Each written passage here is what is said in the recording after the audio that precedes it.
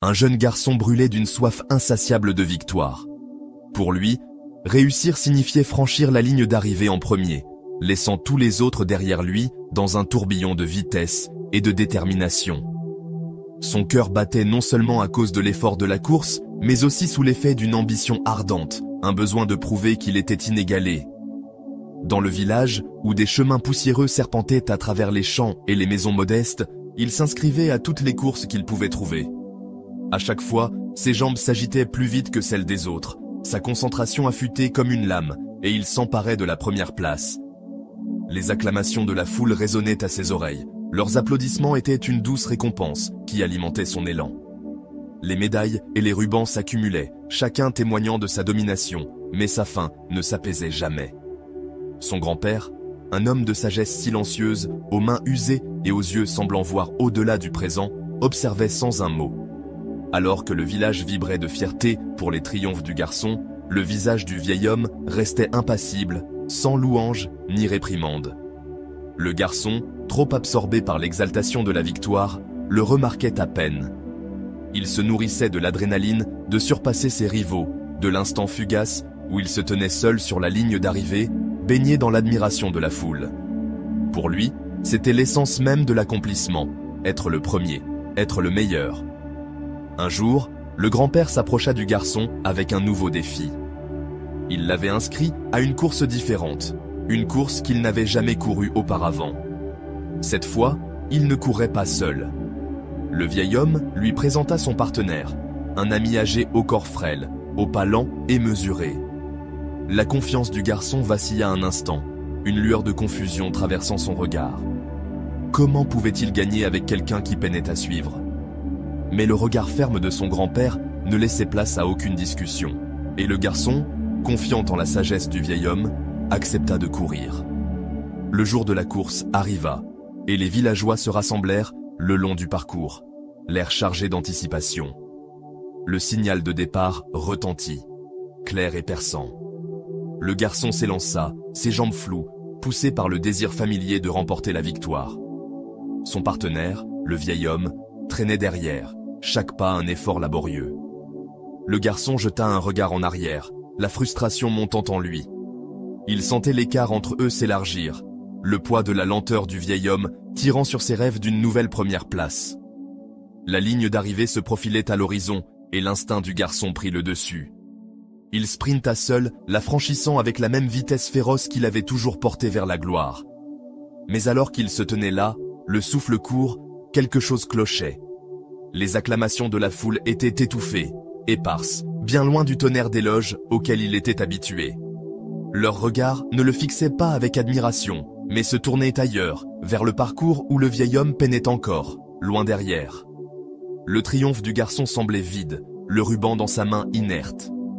Son grand-père s'approcha, son expression toujours calme, mais empreinte d'une gravité qui fit hésiter le garçon. Sans un mot, le vieil homme lui fit signe de regarder son partenaire, toujours en train d'avancer, seul. Le garçon hésita, son orgueil le poussant à rester là, à s'accrocher à la victoire qu'il avait gagnée. Mais le regard inébranlable de son grand-père était un ordre silencieux, plus fort que des mots. Ravalant sa frustration, le garçon retourna en courant vers le vieil homme. Il tendit la main, saisissant la main fragile dans la sienne. La poigne du vieil homme était faible mais chaude, et ensemble, ils avancèrent, pas à pas. Le garçon ajusta son allure, ne courant plus mais marchant, s'accordant au rythme de son partenaire. La foule observait, leurs murmures se transformant en quelque chose de plus doux, de plus profond.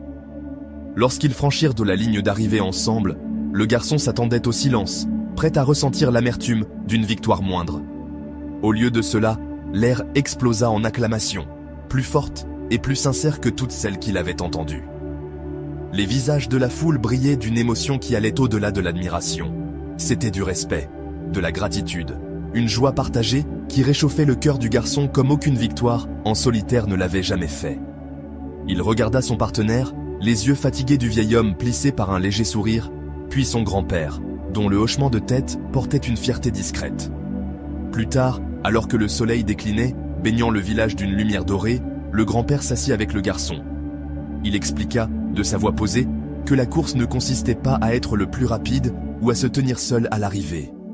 La vraie victoire ne se mesurait pas en dépassant les autres, mais en ceux que l'on aidait à avancer. Le garçon écouta, la leçon s'enracinant profondément en lui. Il pensa à la main tremblante du vieil homme dans la sienne, au poids de leurs pas partagés, aux acclamations de la foule qui ne célébrèrent pas la vitesse, mais quelque chose de plus grand. La compassion, l'unité, la force de porter un autre vers l'avant. Dans les jours qui suivirent, le garçon reprit les courses, mais quelque chose avait changé. Il courait toujours avec une flamme dans les veines, toujours en quête de l'exaltation de la ligne d'arrivée, mais ses yeux ne se fixaient plus uniquement sur l'horizon. Il remarquait les coureurs à ses côtés, ceux qui trébuchaient, ceux qui restaient en arrière.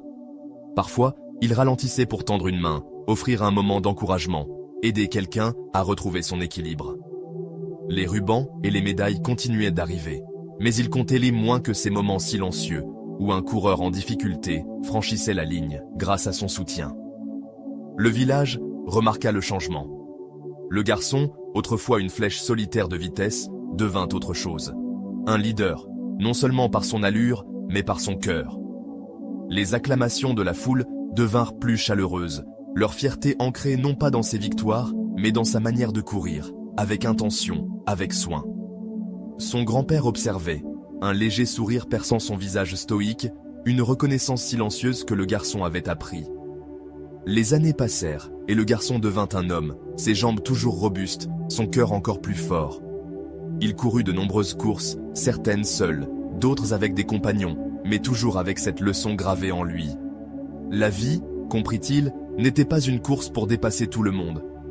C'était un voyage, un long chemin sinueux où le plus grand triomphe ne venait pas de se tenir seul à la fin, mais de s'assurer que d'autres franchissaient la ligne avec vous. La vraie victoire résidait dans les mains tenues, les fardeaux partagés, les moments où l'on choisissait de soulever quelqu'un plutôt que de l'abandonner. Ainsi, il courait, non seulement pour gagner, mais pour donner un sens au voyage. Car en fin de compte, la ligne d'arrivée n'était pas un lieu pour revendiquer la gloire, mais un moment pour regarder en arrière et voir qui vous aviez emmené avec vous.